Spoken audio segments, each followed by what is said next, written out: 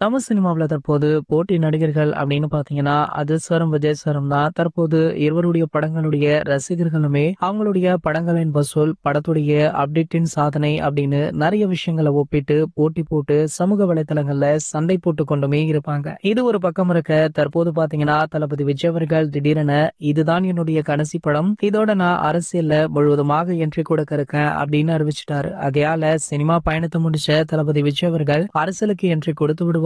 அஜித் சாருக்கு போட்டியாக யார் இருப்பாங்க அப்படின்னு பார்க்கையில நம்ம ரஜினிகாந்த் அவர்கள் தான் கண்டிப்பாக போட்டியாக இருப்பார் அப்படின்னுமே சொல்லப்படுது. இந்த நிலையில தற்போது அஜித் அவர்களும் விஜய் அவர்களுமே நல்ல நண்பர்கள் தான். அவருடைய ரசிகர்கள் தான் இதனை புரிந்து கொண்டாமல் அவருடைய ரசிகர்கள் தான் இதனை புரிந்து கொள்ளாமல் சமூக வலைதளங்கள்ல அடிக்கடி அடித்துக் கொள்வாங்க. இந்த நிலையில தற்போது தளபதி விஜய் அவர்கள் அஜித் அவர்களை நேரில் சென்று மீட் பண்ணியிருக்காராம். சோ இந்த சந்திப்பு எதற்காக நடந்தது அப்படின்னு பல கேள்விகளுமே எழுந்த வண்ணம் இருக்கு.